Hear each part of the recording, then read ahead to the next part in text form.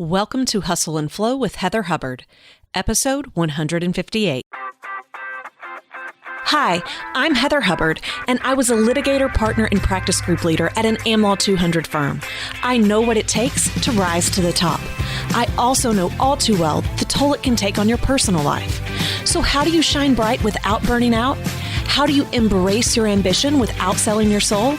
You're listening to the Hustle and Flow podcast. Welcome back. I am your host, Heather Hubbard. And my goodness, how long has this week been? I don't know about you, but I literally don't even know what day it is anymore. So often with the podcast, we batch things out and we do them well in advance. And in fact, I just recorded an interview with a guest just a few days ago, trying to prepare well in advance. And I think where Zoom is so overloaded with so many virtual workers right now, it never processed the recording. And so, it makes me want to cry because it was such a good interview. So I'm going to have to go back and do all the things. And in light of all of that and what's going on, I'm kind of like, we might just be on a podcast episode to episode basis at this point, because I want to continue to bring you really good content that, is going to stand the test of time. At the same time, I feel as though right now we might need some episodes that are just based on what we're dealing with. So we'll see how that goes. But for now, just doing the best we can at the moment. So a few updates. First and foremost, right now, if you were listening to this when the podcast episode comes out, I am doing Facebook Lives each and every morning at 9 a.m. Central Time. And it's a bit of a pep talk. It's really Hustle and Flow live. I mean, it's live. It's just me sharing my thoughts every single day live. So if you've missed those, head on over to my Facebook page, which is just facebook.com/Heather Joy Hubbard, and we'll put that link in the show notes. You can watch all of the videos that I've done before, but if you want to start coming every day and making it part of your ritual, would love to have you. I've got a few people on there that are making it part of their daily morning routine. And here's some of the stuff we talked about last week. And by the way, if you're listening to this episode not when it comes out, you might be like, what is this woman talking about? And just a heads up, we are in coronavirus hell at the moment, although it might be about to get worse. So just know that you can skip through this part to get to the rest, but we're going to be talking about it off and on throughout this episode because it's just where we are right now. Okay, so Facebook Live, you can come join me there. Here's what we've covered so far. We talked about how to structure your day such that you can stay sane, especially when you might be with lots of people right now. If you're working from home, some apps and software that you might want to consider if you are now working virtually for the first time. How to be nimble and grounded in your business right now. Preparing for the business boom that will come when all of this is over. And maintaining your energy and a positive mindset. So go check those out. And I plan to continue to offer those as long as you guys want them. So that is one of the ways in which I am showing up and serving at this time. So if you want to come hang out, would love to have you there. We're taking the podcast straight to Facebook Live every morning, 9 a.m. Central Time. Okay, next update. So we had planned on doing the Get It Done challenge again, but wondered if it still made sense. One, if you've ever participated before, you know that it's a bit of a party. We have prizes. It's kind of fun, right? It's a lot of fun, actually. And in the past, it's always been about really ending the first quarter, moving into the second quarter and saying, okay, I know I had all of these goals and maybe I've lost track. My to-do list is piling up. I had all of these great intentions. And so it's really a way to spring clean that to-do list and get a fresh start. And I think we can always appreciate that that's a great idea. But given where we are, we just wondered, does that make sense? Can we really be promoting that right now? Can we really be having a party right now? And collectively, the team, we all decided, yeah, heck yeah, we need that more than ever. I mean, honestly, we think you do too, but we need it. We want it. It's one of our favorite times of the year, and we know it is a tradition that so many of you have come to know and love. So we've decided we're doing it. We're still doing it, and we're still going to give away prizes. Every single day, we're going to give away a free planner bundle, and at the end of the week, we're still giving away a grand prize. And it's the same as in the past in that you still get a live event ticket in November in San Diego, which we all are going to need by then, right? You get that. You get your hotel stay at San Diego, and we're adding on a new prize, and that is an annual pass to our new Get It Done Challenge membership. So all the prizes will still be going on. We still plan to make it a party, even if it's from our couches. It's really always been from our couches. We work virtually, but this might be new for you. And we're just going to change up the content. We're working so much right now because we're changing all of it up for you so that we can meet you where you are. So, if it's still about realigning those goals, great. But for the most part, what we're going to be talking about and what we're going to be helping you with is still the same foundational stuff. It's about how do you identify priorities? How do you, block out the noise, block out the distractions? How do you take care of yourself so that you can take care of others? And how do you get more done? All those things still applies. We'll just probably be looking at it through a different lens at this moment. But we would love to have you join us. Absolutely love it. All you have to do to register is go to getitdonechallenge.com. As always, it is absolutely free, but you can read the rules on how to qualify for those prizes.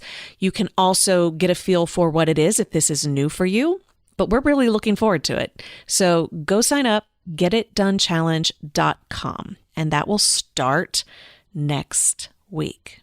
Okay, enough of the announcements. Let's get into our content for today, which is service, not sales. Although we're going to keep it real given what's going on. So service, not sales really is just my personal approach to sales and marketing, and one that I have been teaching for years to others, to business owners and to professionals. And we've been doing this in a few different ways. We've had workshops, we've had in-persons, it's been part of law firm programs, it's been part of virtual programs. We've taught this in bits and pieces and all together in many different ways. And we now are doing a workshop, a 1.5-day workshop. But I wanted to come on the podcast to share with you the philosophy so that you can start taking action on it today, regardless of whether or not you actually ever take that workshop, although I highly encourage that you do so. It can totally shift your mindset and perspective around it. But this is also going to help you right now. I mean, right now, because I see a lot of people wondering, how do I sell my services in a pandemic and in a time where it may just seem inappropriate, right? And we don't know what's going on with the economy, and are people going to want to buy my services at this time? So all the things, let's dig in. Okay, so service, not sales in general, like I said, it is a philosophy. And the philosophy is this: you don't need a particular sales script or sales technique in order to get more clients. You don't need to follow what everyone else is doing. You don't have to become someone you are not in order to build a strong client base and steady income stream. You do not need to be pushy or slimy or manipulative or gross when it comes to selling your services. Now, in episode 69, which was how to sell without being salesy, we talked about some of this stuff. So if you've not heard that episode, go back and listen to it. But this really is about showing up with your strengths, with your personality, being authentic, being true to your values, and fully respecting your clients and your potential clients. So if you've ever read any sales books or listened to some sales podcasts, they can be pretty aggressive. You might feel as though you need to take a shower afterwards, or at least that's how I feel. I'm not going to name names, but yeah. But they're all guys. I'll say that. They're all guys. And it's just this like macho, pushy, all the tactics. It's what you would think about when you think of like a used car salesman, right? And who wants to be like that? I don't know about you, but I don't want to be like that. And I was always comfortable selling in a certain way. But as I started my business, which looked a bit different than when I was practicing law, selling to, larger companies. When I started a personal and professional development company where I was mostly selling to individuals, still some companies, but again, to a different type of clientele. So it was just very different. I really realized for the very first time that I had a lot of mental blocks related to certain types of sales.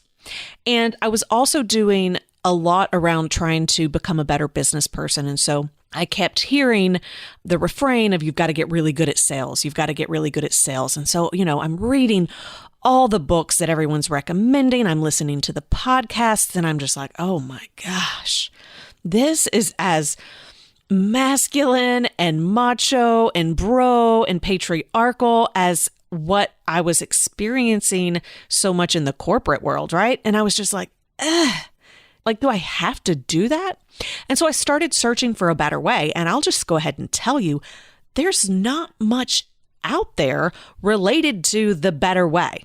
But I am someone who's always willing to test. I am someone who is always willing to get outside of my comfort zone and push myself. And so I was not going to let that get in my way. And so I knew that if I tested enough and I was curious enough, that I could find an approach that felt comfortable to me. And when I figured it out, not only did I realize I could do it and do it well, I realized I love it. I love it. It's so much fun. And I was actually, so at our live event last year, I had someone come up to me and say, and she'd only heard it 1 hour in a very particular program. She was like, Heather, after the training on sales, and she goes, and I always said it, I hated that part. I hated the consults. I hated the sales. She was like, I now love it. She goes, and I'm really good at it. And here's how I was able to make that shift and how she was able to make that shift and why I love teaching this stuff. Because it's not about the sale. It's not about the sale. It's about service. And I love to serve and help people. And she loves to serve and help people. And my guess is, if you're one of my listeners, you love to sell, to serve, and help people as well, right? This is why so many professionals and business owners say, I just want to do my job. I just want to serve my clients. I just want to do the work. I don't want to have to go out and actually sell what I'm doing or sell my services. And if you take nothing else away from this episode, what I want you to hear is this. There is no difference between serving and selling if you are doing it from a place of integrity. You don't have to learn a new technique. You don't have to trick people. You don't have to pressure people. You just have to show up with an open heart and a willingness to serve. Now, there's so much more that goes into this philosophy and how to actually approach it. The sales piece of this particular workshop is 3 hours alone. But again, if you can just hear that one thing today and let that sink in, that may be all you need to have the shift that allows you to see that you don't have to sell the way that you don't like. You can sell the way that is perfectly aligned with who you are and your values and your integrity. It's just about serving. It's just about serving. So once you know that it is about serving people, not trying to sell something to other people, then you can take a step back and say, okay, But what's the best approach to even get to the point where I can have a conversation with someone about the sale? Or how can I get people to want to buy my stuff without me ever having to truly ask for the business? Now, I want you to get comfortable with asking for the business, but there's a lot of things you can do where you set yourself up where you never even have to ask for the business, although you're going to do far better if you're willing to actually ask for it. And so what does that mean? What does that look like? Well, we've talked about a lot of these things on the podcast, but just to be clear, here are the key elements to help prepare someone and you for that sale. And not only that, but to make sure that what you are doing is consistent and aligned such that it is super efficient and super effective. So first and foremost, you really do need to be very specific in who you are serving and how you serve them in a very specific manner. So here's what I mean by that. You've heard me say on here before, if you're serving everyone, you are serving no one. You really have to speak to a very specific person. It doesn't mean that you won't serve others or that others won't be attracted to you. But when you try to speak to everyone, it doesn't resonate. So the more you know who your ideal client is, the person who you can serve better than anyone else and who you enjoy serving more than the others, you've got to have that nailed down, and you have to know what your niche is. And you really need to know, and what I mean by that, it can be two ways. One is through your expertise, and one is through a defined industry or market. And we did an entire podcast episode on this called The Riches in the Niche. That was episode number 7. Go all the way back. So you really need to have those dialed in. And that's because if you don't have that dialed in, it's going to be really hard to do the rest of this stuff. That's when you start finding you're throwing spaghetti against the wall. You don't know what's working and what's not working. It feels like everything is a crapshoot. It's taking all of this time and you don't have time because you're trying to actually service clients and maybe have a life.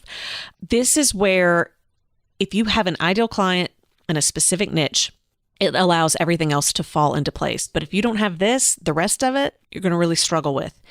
And not just in having your foundational pieces in place to move forward, but in times like now, right? Like when you have a crisis, when you're not sure, how do I show up and sell at this time?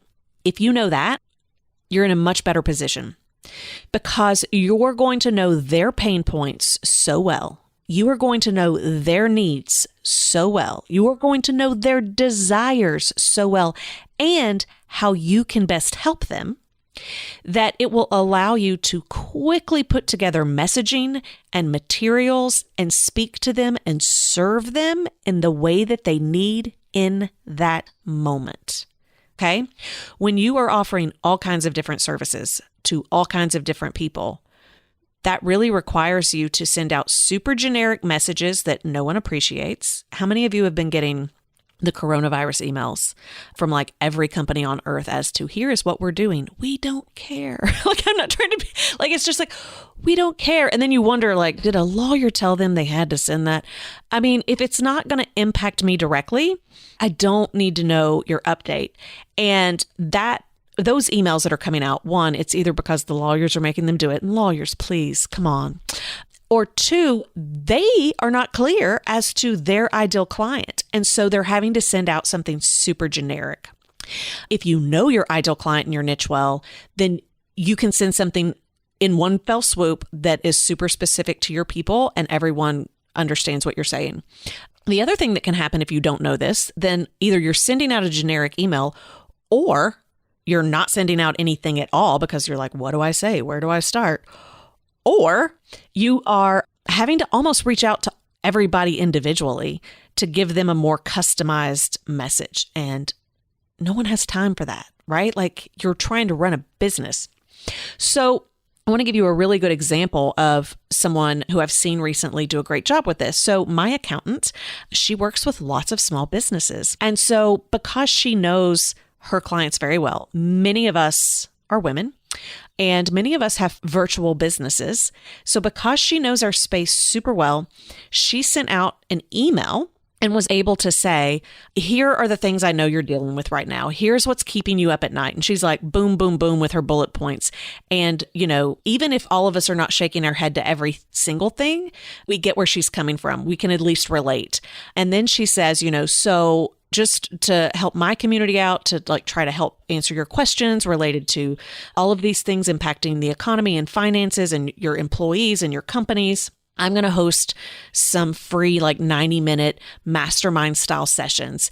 She was like, and I know you're already familiar with the mastermind format because the people she's speaking to, she knows her clients, we're involved in those things. She knows we get it. So she doesn't have to get us up to speed. And she says, here's what I'm doing. And so she wasn't pitching anything in that moment. She was just serving. And that's what I want you to hear. It's service, not sales, but it will lead to sales. She could not have sent that email out and it landed as well, because it doesn't matter whether people get on the call or not. When I'm getting that email as her client, I know she gets me. She gets me. And I'm reminded that's why I hired her, right? So if you don't have a clear niche and a clear ideal client, not only is it hard to get the foundational pieces in place, it's hard to pivot when you need to pivot. So you got to get that down. And one of the things that we really help you do in the workshop is we help you identify what that is if you've got a lot of different things going on. And many times people feel as though theirs is pretty specific, and then they come in and we're like, that's not specific enough. So we really do help you brainstorm that piece. And we do the workshops where they're small enough so that you get individualized attention.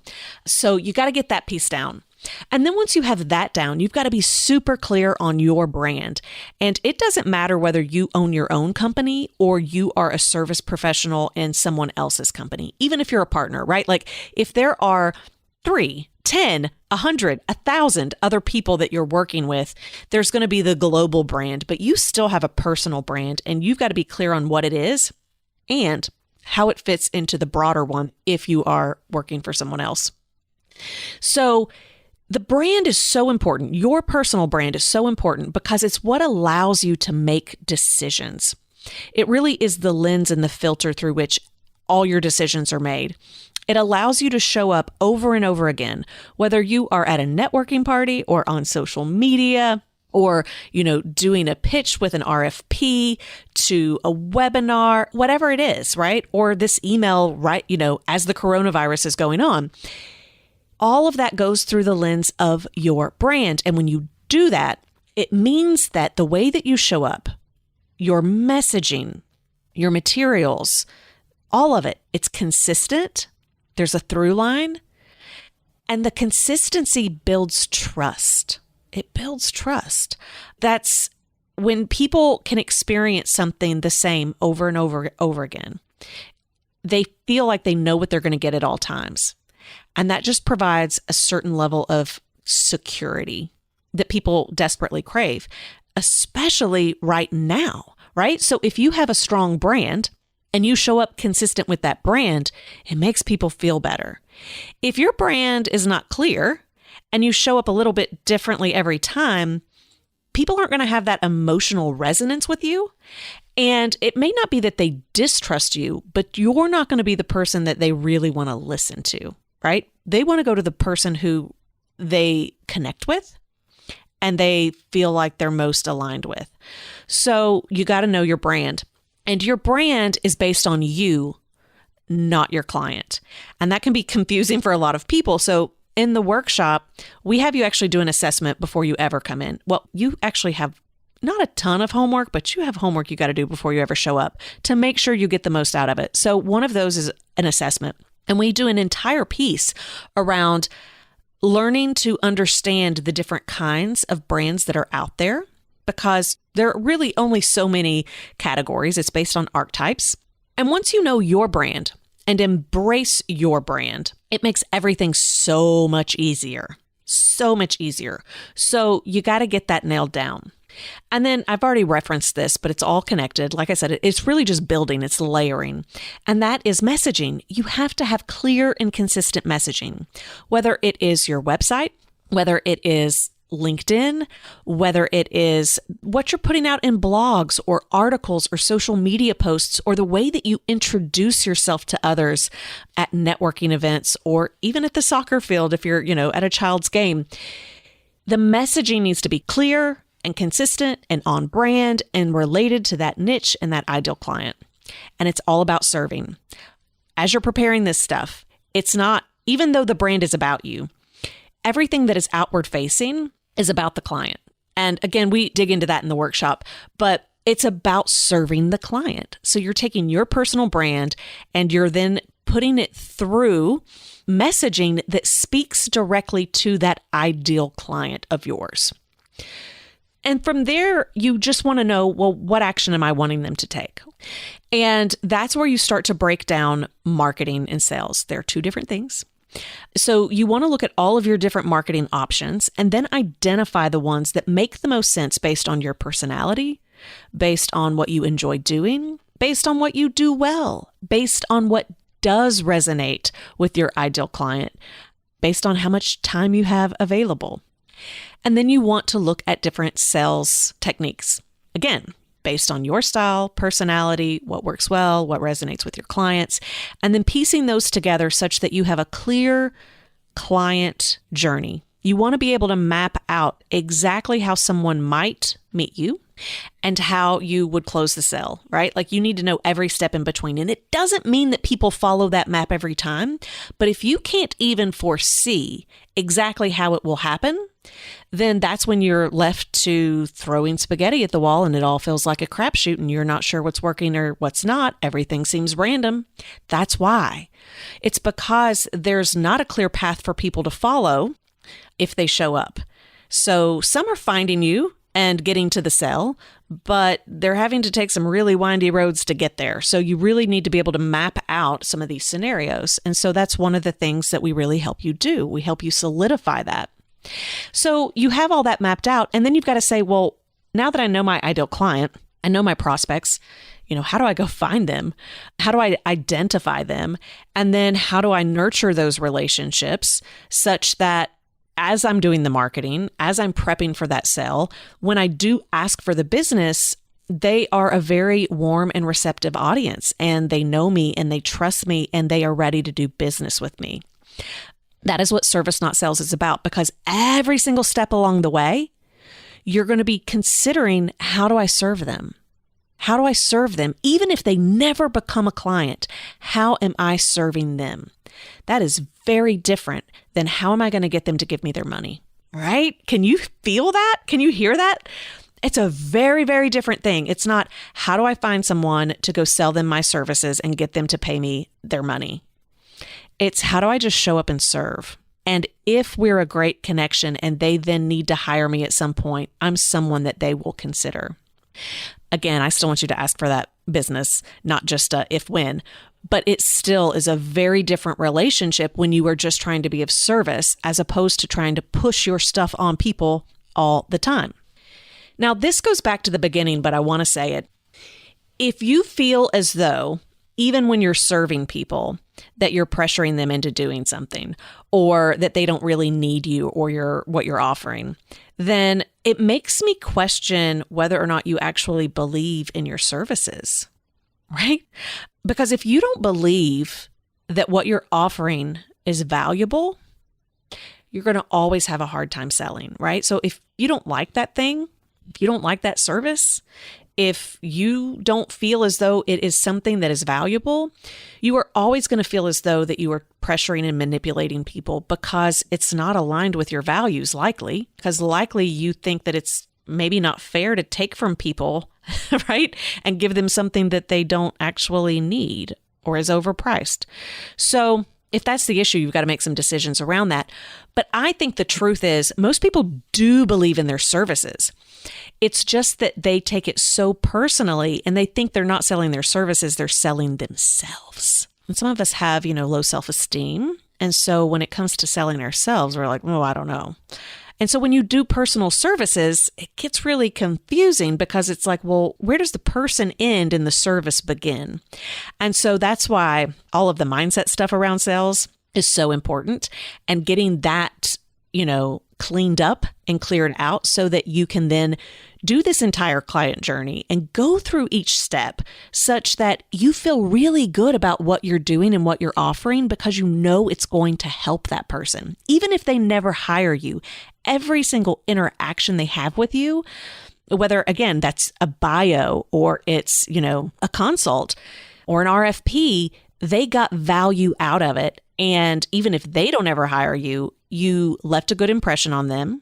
They're likely to say great things about you. They may refer others to you, and you left the world a better place, right? Like, that's really all it's about. And so knowing that that is what sales is, that's what marketing and sales is at its core when you're doing it right, it can be a game changer. It totally will change how you approach things. And when you then are like, oh, wait, I'm just serving, I'm just giving.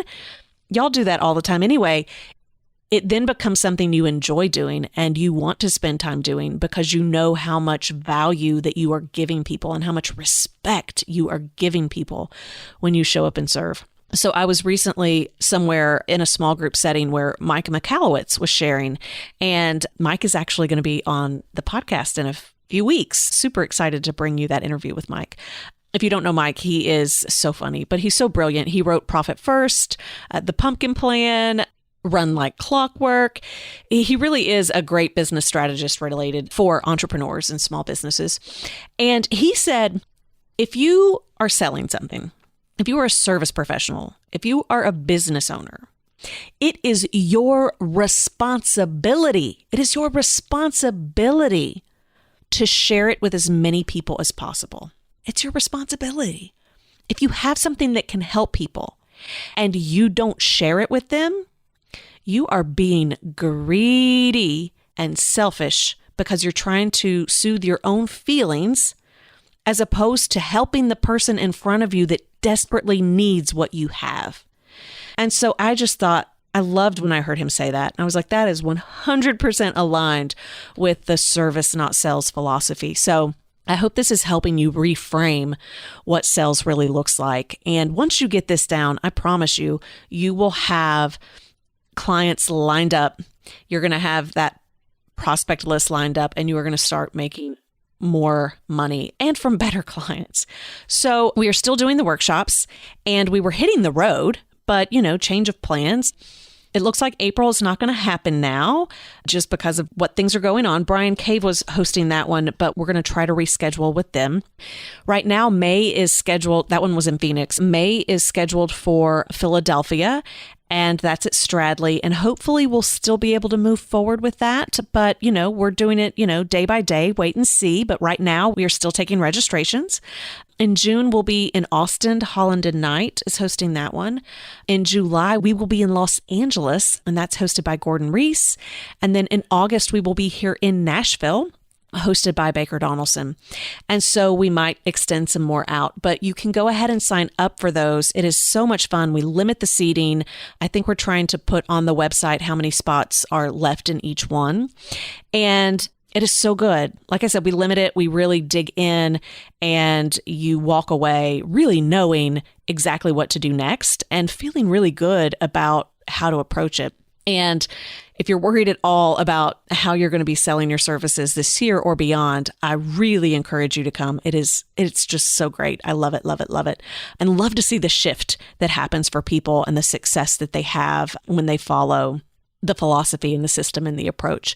Quick thing though, related to the workshops, because, everything is in flux right now, we did update our terms and conditions, and we're offering a virtual way to do this as well. So normally when we're doing live events, the only way we don't ever offer refunds, but if you can't come, you can let a substitute come in your place. And we do that for many different reasons, but mainly because we're a small business. And when we hold that spot for you, as opposed to someone else, if you then cancel at the last minute, it's a revenue loss for us. And the other piece to that is it costs a lot of money to run live events. So that's generally our approach. That said, given the way we're doing this right now, you may feel reluctant to even be able to sign up for a city when you're like, I don't know where all of this is going. So here's what we're doing.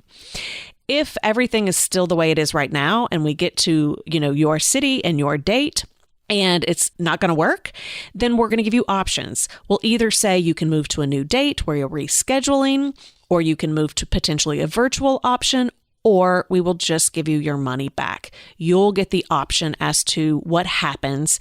if we can't proceed. All right. Now, that said, if we can proceed and you just decide you want out, you can still send a substitute, but you will not get a refund. On the virtual piece, so for April, we cannot proceed as planned with April because of what's going on. So we are going to keep the dates in place, but it will be virtual. And I have taught these virtual before. I absolutely know they work and already know how we'll present it differently so that you will still get just as much out of it and still get the same results. And for those of you working from home right now or where your office is shut down until a certain date, this, can potentially be a great time to get all of that mapped out. So if you want to do the virtual option right now, we will be doing that in April. But again, seats are still limited. I mean, technically we could have as many people as we wanted on, but I still want the individual attention and the small group breakouts. And so still limited in numbers. But if you really could use some help around your marketing and your sales and just having a great business development plan that is true to who you are and your values, and it's efficient and it's effective, go check out servicenotsales.com. And I would love to work with you and help you at an upcoming workshop, whether that is virtual or in person. Okay, stay safe, be well, shine on. And I look forward to seeing you at a Facebook Live, the Get It Done Challenge, Service Not Sales, or even better, all of them. Have a great week. For show notes, downloads, and other free resources, and to keep the conversation going, head on over to hustleandflowpodcast.com. See you there.